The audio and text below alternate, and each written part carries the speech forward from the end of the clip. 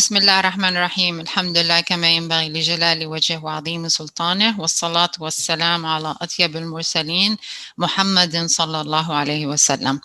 My topic today is strategies for parents to help train their children in the ability to self-soothe.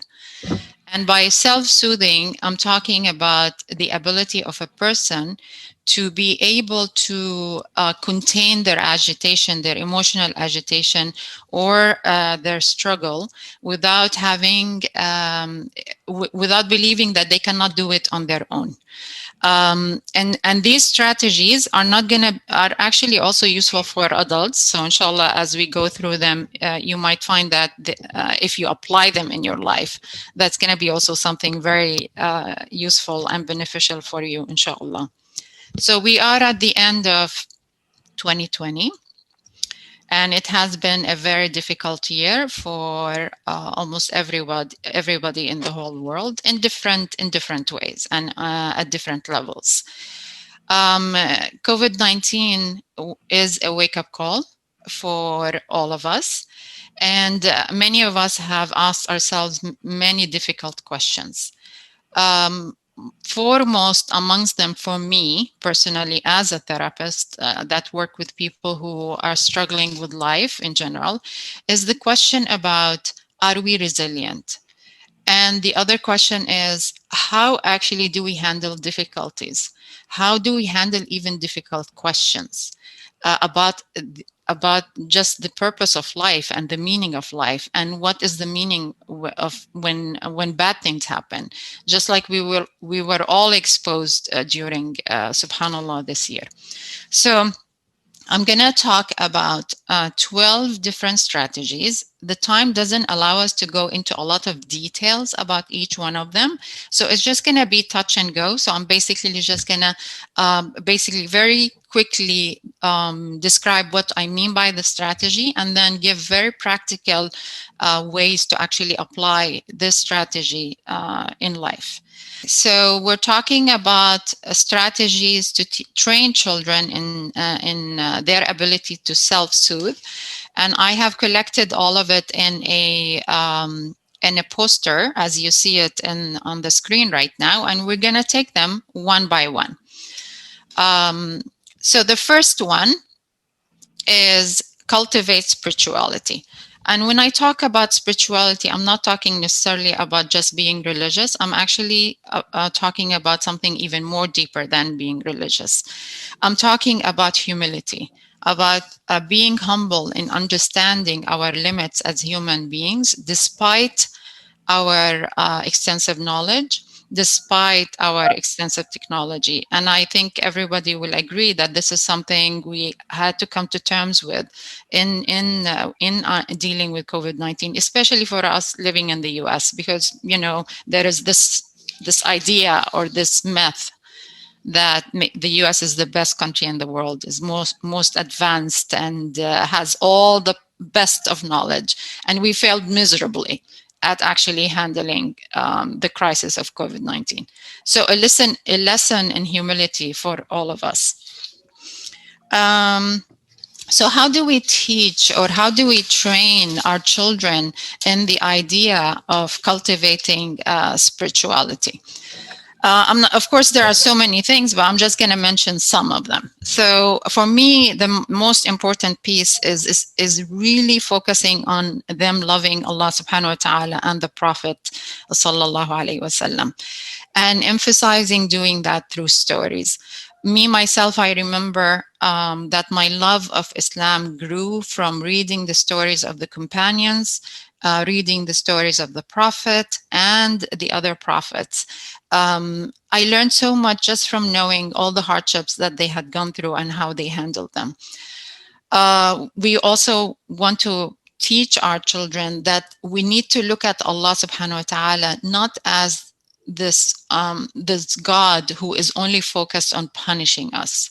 We need to teach our children that Allah subhanahu wa ta'ala is there to support us, not necessarily in everything we want, because sometimes we are not going to get everything we want.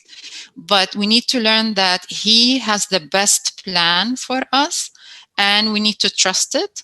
while seeking his support and sustenance through dua. Another point to also emphasize is connecting all the blessings that we have in with Allah. And this is something we can do very early with young children. And the other last piece about this one I want to mention is training our children from an early age to do istikhara. It's one of the beautiful aspects of Islam, this idea that you can actually seek Allah's help and answer for you whenever you are stuck in a situation and you don't know what is the best answer. So an amazing way to connect with Allah and seeking His help. The other piece about cultivating spirituality is being careful about the life messages we are sending to our children. I have noticed, especially in our society, in our community, sometimes there is a lot of emphasis on happiness, on being happy all the time, when this is not the Islamic framework. The Islamic framework is actually in Surah Al-Balad, Surah number 90, Ayah Raqam 4, and it says, وَلَقَدْ خَلَقْنَا الْإِنسَانَ فِي كَبَدٍ. I have created humans in constant struggle. This is the Islamic framework, that life is not going to be a rosy movie. Life is not going to be smooth. There will be struggles, and we really need to know how to handle them and seek Allah in handling them. Another point that unfortunately also I'm seeing as somewhat weak in our teaching of children about Islam is the idea of the belief in qada wa qadar. We're not teaching children from an early age that to know that whatever happened because Allah subhanahu wa ta'ala has ordained it, and whatever did not happen because Allah subhanahu wa ta'ala has ordained it. We don't teach them that, and so they go into this unreasonable and belief that it's all in their hands. And I'm going to tie this to the other part of our Islamic framework, which is tie your camel and then lean into Allah. Because when we talk about the belief in qada wa qadar, we're not talking about being passive. We're not talking about just sitting still and not doing anything, to waiting for Allah subhanahu wa ta'ala qadar to happen. No. Allah's qadar happen through our action. But what it means to believe in qada wa qadar is to submit when things don't go our way, despite doing everything in our power to make it happen. So next point is step back and let them grow. In the US, we talk about something, I'm sure many of you have heard the phrase helicopter parents. And helicopter parents are, it's an interesting, metaphor, but helicopters are, usually they don't actually fly very high. They're always flying very close to the ground. So you get the idea about helicopter parents, who are those parents who are hovering around their children and not giving them any space to breathe and any space to actually kind of like learn how to become independent. It's funny thing I read a couple of years ago is that because of this wave of helicopter parents, universities had to actually establish a new position in their admission departments just to deal with parents. When young adults, when they were going to college, they had to deal with this on their own. They're young adults, they can handle it. But now with the wave of helicopter parents, we have parents who are interfering and intervening in everything in a child's life and doing it for the child instead of the child owning responsibility for their own life. And that's really suffocating, damaging, and we end up with very fragile and very weak generations. So practically, what does it mean? From an early age, teaching children to do for themselves. I see many parents who continue to feed their children despite the child's ability to feed himself or herself. Or homework, same thing. parents who don't from an early age, like, and when I'm talking early age, I'm talking kindergarten. Okay, some people are going, oh, early age, maybe she means like maybe ninth grade. No, no, no, no, no. I'm talking kindergarten. Okay, if your child is in kindergarten, has homework, you train him or her that they need to sit and do their homework, and you don't interfere. You allow them to make mistakes. This homework does not need to be perfect. This is part of the learning process. Allow them to go to school and figure it out. Many children don't wake up by themselves. They are dependent on their parents coming in and waking them up, and endless battles happen because, oh, mom, I don't want to wake up. Mom, no, 5 more minutes. Well, this is something a child can do. And this one is one of my pet peeves. Is like, as I'm walking in my neighborhood, I see these grandparents carrying the school bags for the grandchildren. Why? This is the responsibility of the child. So we need to shift. Whatever the child can do for himself or herself, they need to do it.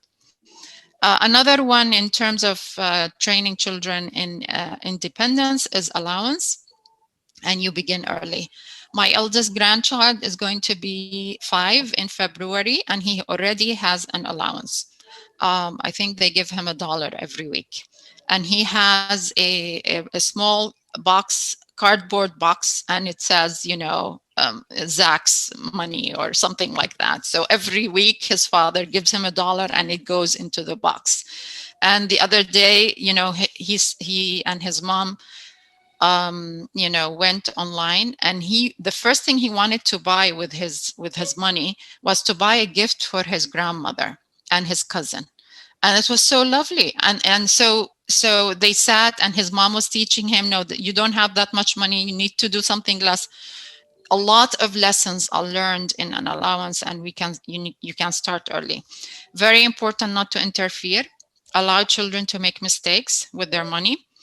And they are given allowances not because they're good, not because they are actually following your rules, not because they're doing chores. They're giving an allowance because they are part of the family, which means you don't punish them if they actually don't if they don't do, if they misbehave. But by taking away from their allowance, I mean. Okay, so I'm going to be going quickly. Sorry, guys, just because of the time limit. So the next one is provide a healthy diet. And as you know, mashallah, in the US, we are the country of fads. So right now, I don't know how many fads we have about diets right now. We have so many.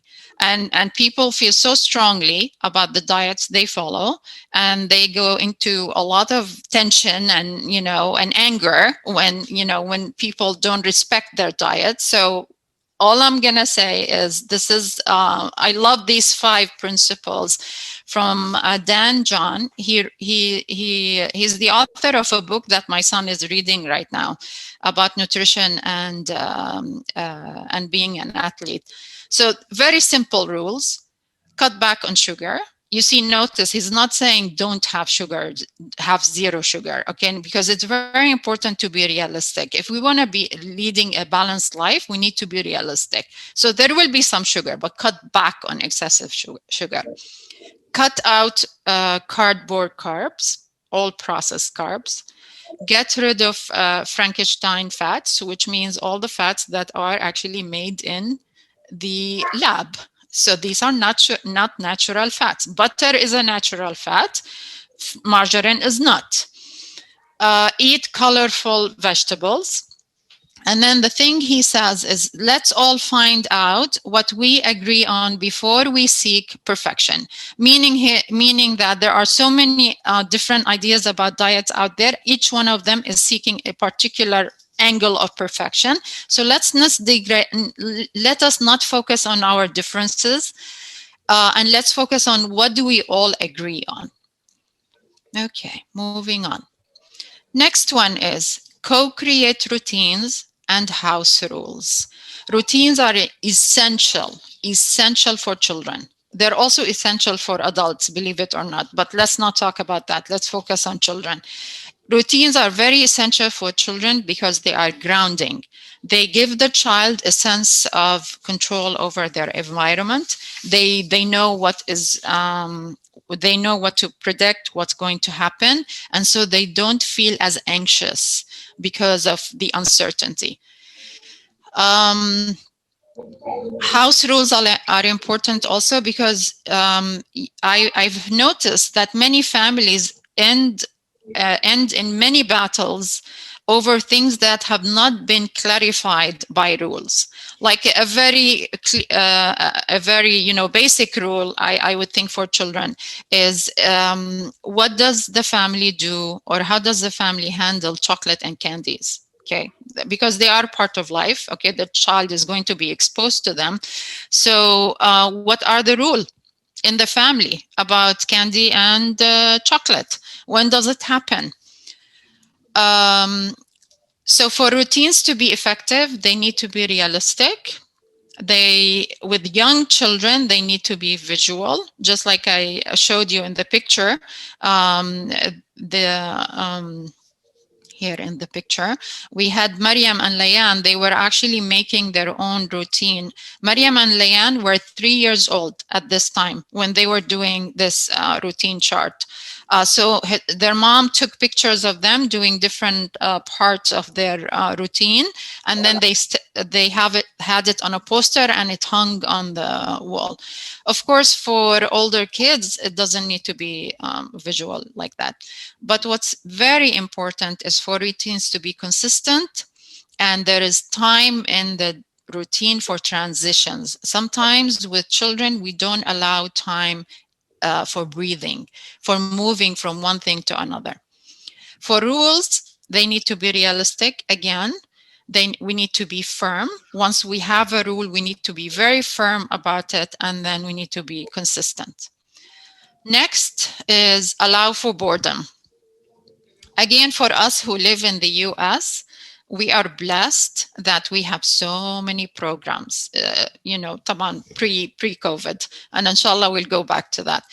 But I know many families where their schedule is just really back to back of activities. From the minute the child wakes up until the minute goes to sleep, there is no breathing room in the schedule. So it is extremely important for the child to have time, unstructured time. And it's very important that this unstructured time is not the time for being passive on TV or the iPad or the YouTube. No, unstructured time, just to have time, just to have space to even think and reflect.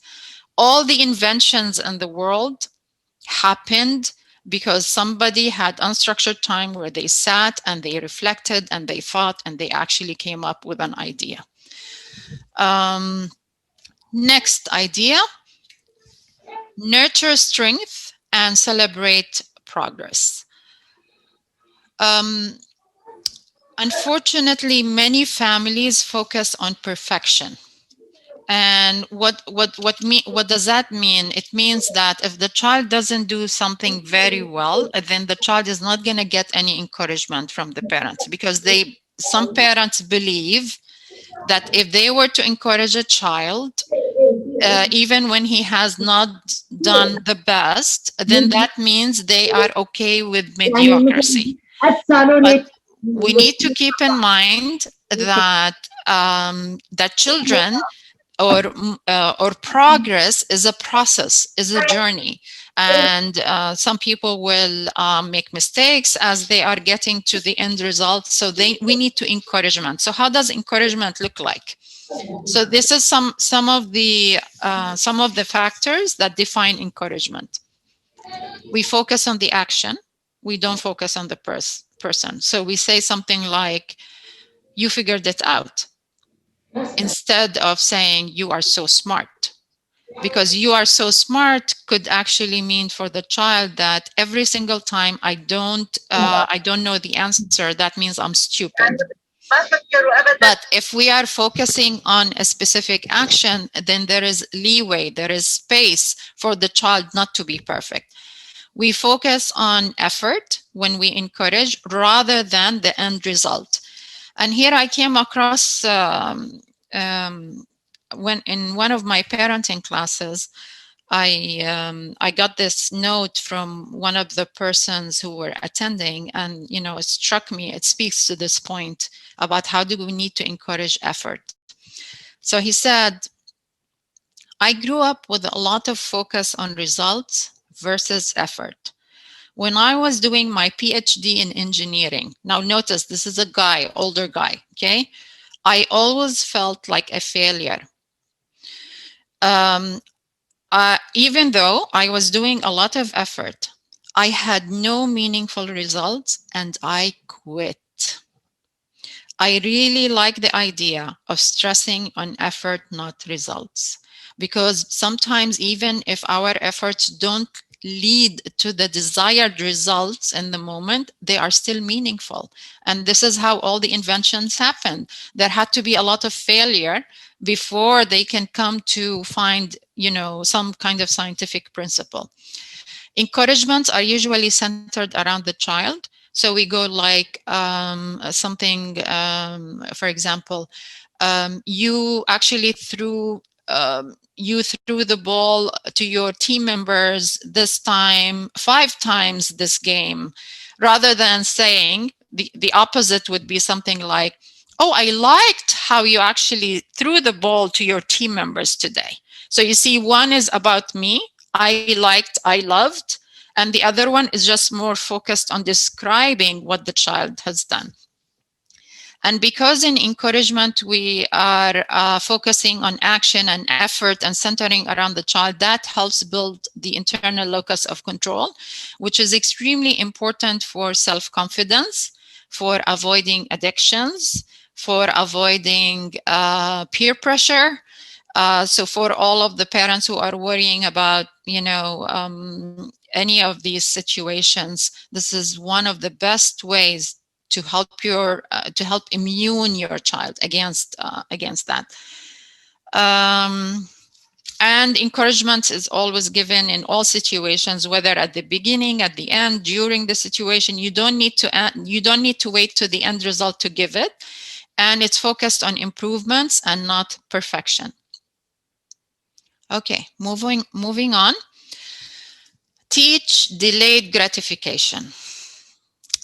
In the era of Facebook and Instagram, and actually even more important than that, Amazon, okay, like you just click and then the package arrives even same day. Sometimes you get your package. There is no space for us to learn how to be patient, or how to learn that we need to actually delay or wait for things.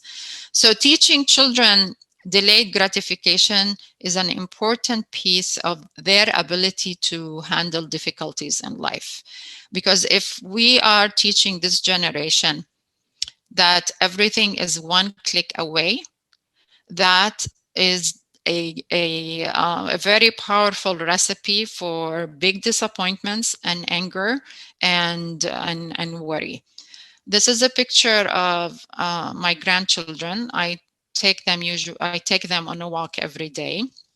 So one way of me trying to teach them delayed gratification is I take a packet of cookies with me on the walk, and then so the first day, the first day I got out the packet of cookies, and they started telling me, "Oh, Teta, we want to eat it right now," because this is the children, they want things right now. And so I said to them, you know what, guys, we're actually going to have it after we get to the park. So you need to wait until we get to the park, and then we're going to have it. We teach this concept in small steps. Here is other ways to teach delayed gratification. For example, we talked about rules for cookies or candies. Teach them that they're not going to have it anytime during the day. They'll have it after a meal, and it has to be a healthy meal. In order for you to teach children delayed gratification, you as a parent need to be able to withstand tantrums, because this is how children influence us and manipulate us, they go into a full-blown tantrum, and then we lose our firmness, and we don't maintain our rules and our grounds. Another one, because nowadays screen time is a big piece of the schedule of children, is to make the screen time for the children really scheduled at a specific time, so not haphazard. That's also part of delayed gratification.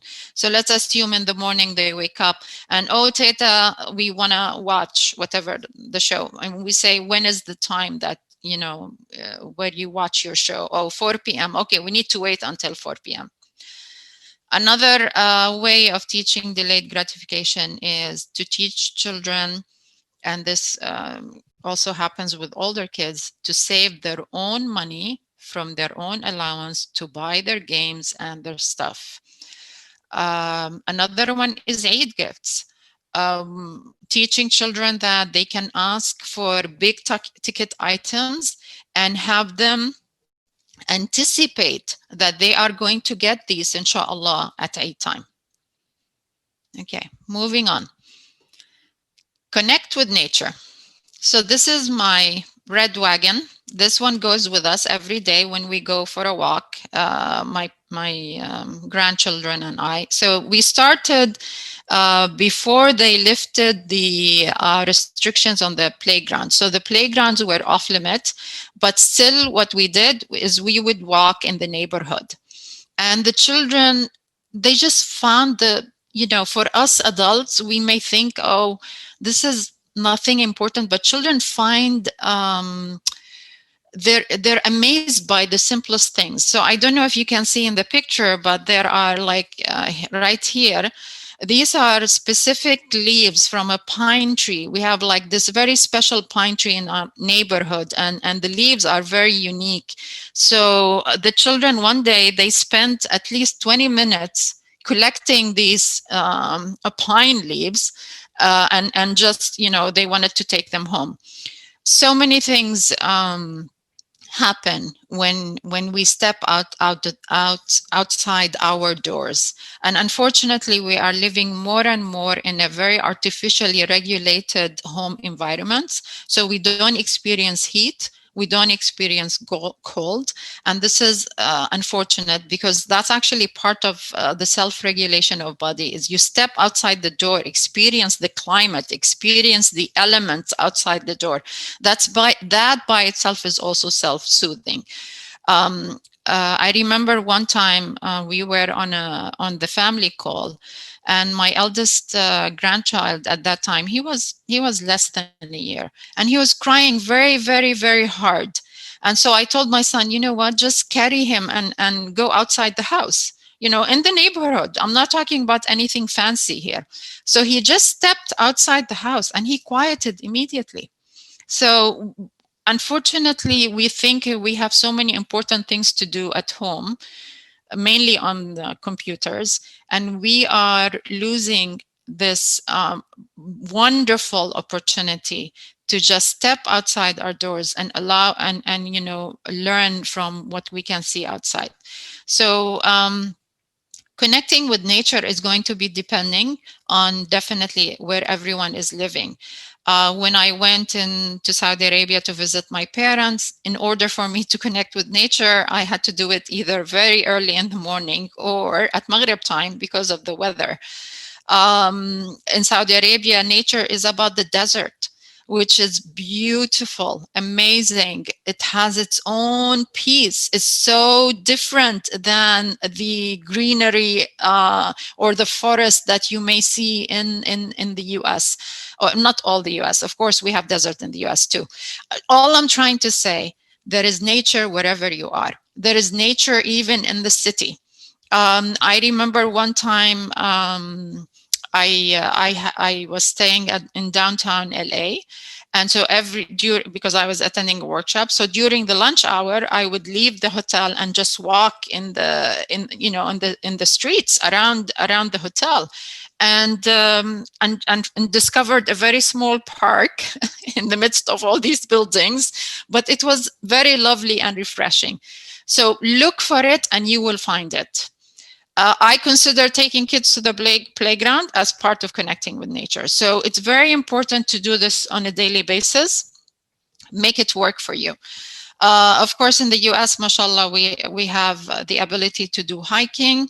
Another thing I'm going to mention about connecting with nature is focus in your vacations, not necessarily on man-made cities, but focus on areas where you actually can be, for example, camping. Camping is an amazing way to connect with nature. Just, some thoughts about that. Next point is, I'm sure you hear that a lot, minimize screen time, especially nowadays with all of us stuck being at home. But please be intentional about it. Limit the time your children are exposed to the screen. I'm not saying don't allow them to go on the screen because electronics are and screens are part of our life already, but we need to model for them how to use it properly. So limit the time, limit the spaces where, especially with young children, so make it a rule that they can only use electronics in the living room, in open space in the house. And the goal from that is, as they grow older, they don't get used to the idea of using electronics in their own bedrooms with the door closed. Because I keep saying this, I worry about our boys addicted to porn, because that's a huge problem that we have in our community. So we are not going to prevent our boys from being exposed to porn, but let's work on actually getting them not addicted to porn. There's a huge difference between exposure and addiction. So please, parents, take back control over this issue and make it happen in your family. I'm also going to say, choose your battle. Some of you may be listening to me and their children, for example, are 17, 16, and they have bigger problems to worry about than the screens. So don't fight the minor problems or battles when you have a bigger problem to worry about. Next point is to embrace mistakes and failures. Unfortunately, I don't know why in our community we look down on mistakes and we see them as a reflection of the self-worth of a person when they are not.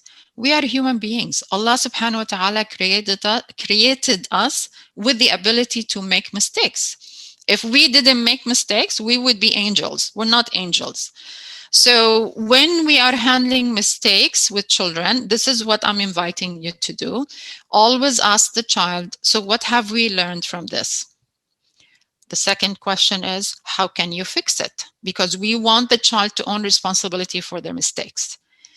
And remember that Allah subhanahu wa ta'ala accepts the tawbah, accepts the repentance of us adults. So let's teach children that good deeds actually erase bad deeds. This is part of our framework, and we can teach it in our handling of mistakes. Same thing applies to failure. Failure is basically only data. It's a data about the situation. It's a data about what needs to change. So if we look at it like this, then we do not necessarily connect it with shame for children, because that's the worst part in how our community is dealing with failure or mistakes, is connecting these two within the children's mind with a deep sense of shame. So we can use failure as an opportunity to build confidence and learn. Thank you, Karima. I saw it, Habibti. Well done. Or are we going to quash the potential of a person in how we respond to their failure? Okay, let's see. So I have 3 more to go. Next one is integrate feelings. So I have a 3-step way of handling feelings, and it's identify the feelings, learning how to express your feeling, and the last one is how do we contain the emotions or the agitations we are feeling. So I have a full workshop. It's like a 1 hour workshop on this particular topic on YouTube, Sakina Counseling Channel. So I'm not gonna go a lot into this. You guys can watch it in detail on how to handle this.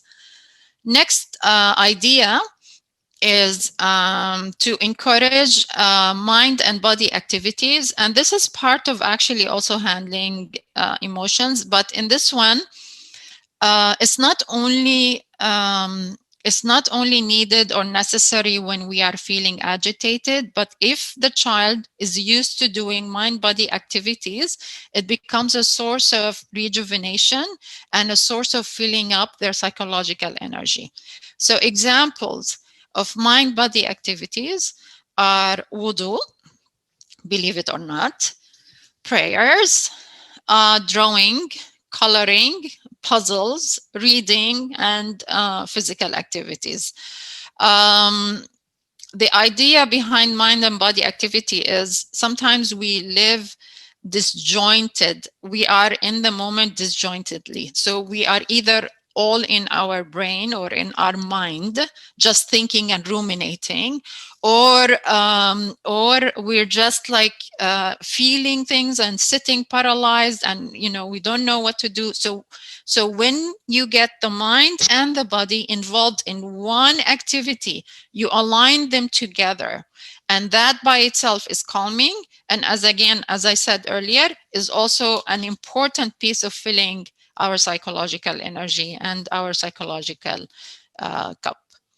Okay, and so by this, I have now covered all 12 strategies for how to train our children to become, to be able to self-soothe.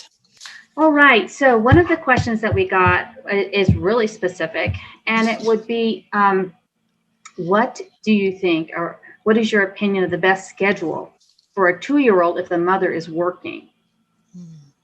That's a very good question, because part of the routine is always answering the question, who is going to be in control of the routine? Who's the person who's going to enforce the routine?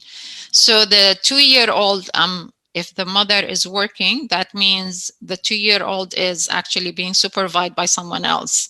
So first, immediately what comes to my mind is is is there space, or is this person going to be amenable to actually having a routine? Because I know many adults who actually are not comfortable doing routines, and even though that they like the idea of routines, they're not gonna do it, they're not gonna enforce it. So because I believe in being realistic, if the person who's taking care of your child is not someone who is going to be open to routines, then you might share the idea, invite them to do it, but don't stress too much if it doesn't happen.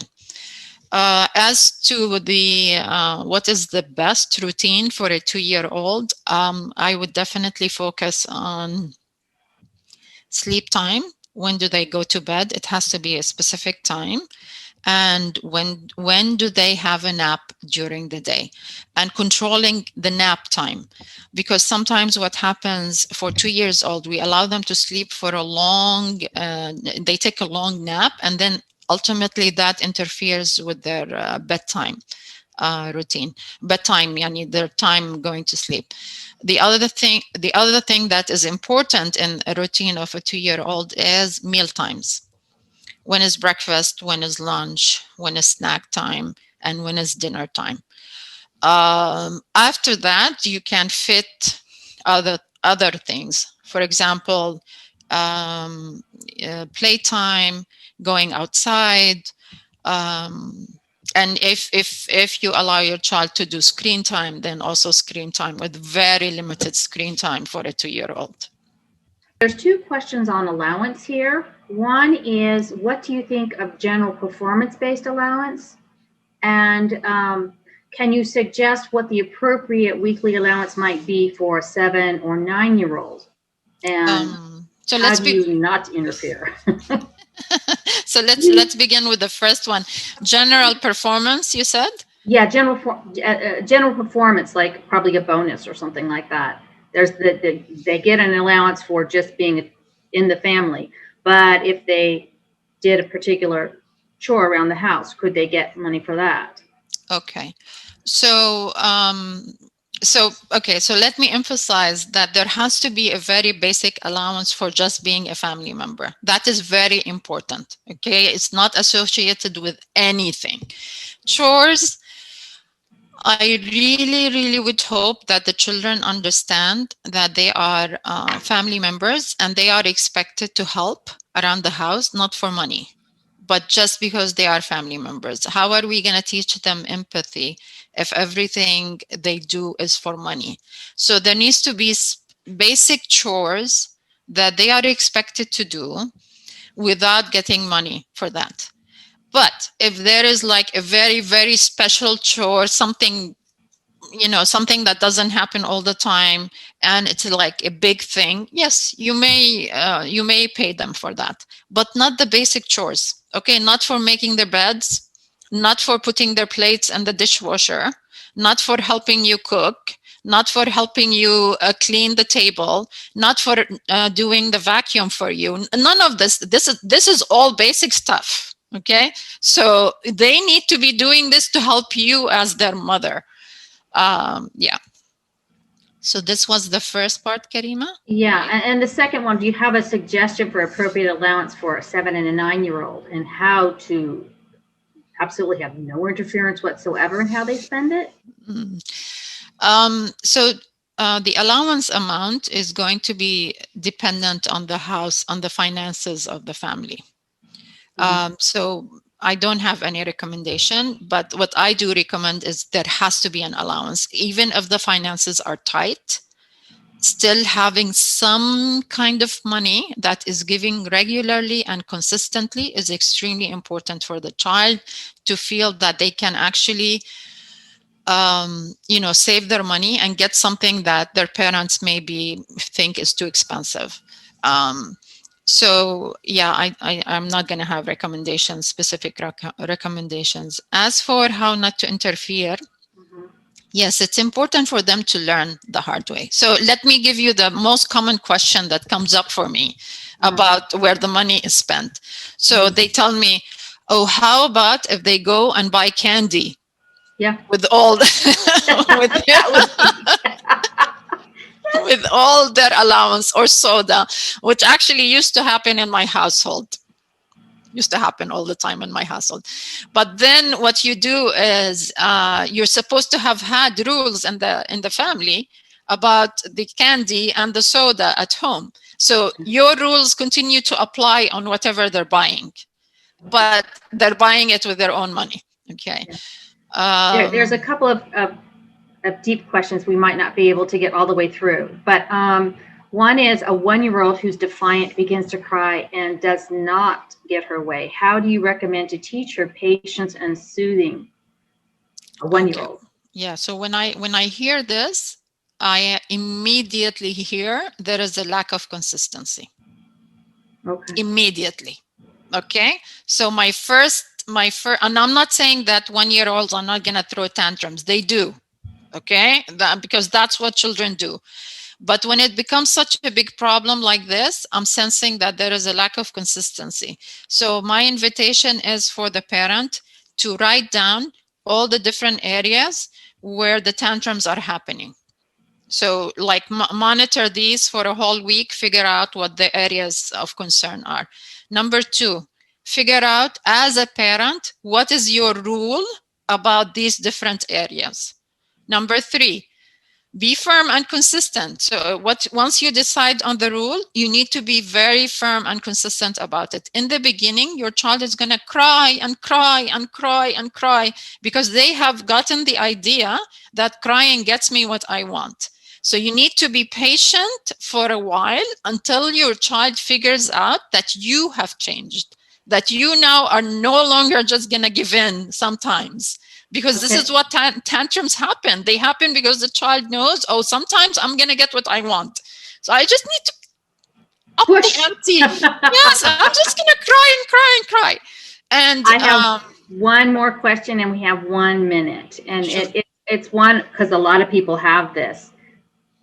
The COVID has come at it, and we didn't have your advice to begin with. So how can we put rules in place for teenagers to control screen time with all the pressures that they face from peer pressure? So that's why I said choose your battles for that particular point, because I get this question all the time from parents of teens, and so I tell them, I want you to write down all of your concerns or battles with your teen, and then see, is the battle about screen time at the top of the list or is it at the bottom of the list? Okay, because if it's at the top of the list, that means, alhamdulillah, maybe you don't have big problems, alhamdulillah, to worry about. So maybe then what you need to do is sit down with your teenager, talk about your concern about screen time, and figure out where you have control. This is very important. So what I mean by what you have control, you are the parent, you're the one who can have a password over the Wi-Fi and the router. You could decide when access to the internet actually stops, okay? So you sit with your teenager and you talk about, this is what you're gonna do, and you do it. But if you are going to sit and talk to the teen and say, please stop using your iPhone at da time, and the iPhone is actually in the room all the time, okay, you are fighting a futile battle, okay? I really recommend that you do not fight this battle, okay? Why demean yourself when the teen has control over the issue, not you? So with teenagers, you really have to look, where do I have control, and actually exercise it, not let go. I hope the point is clear, inshallah.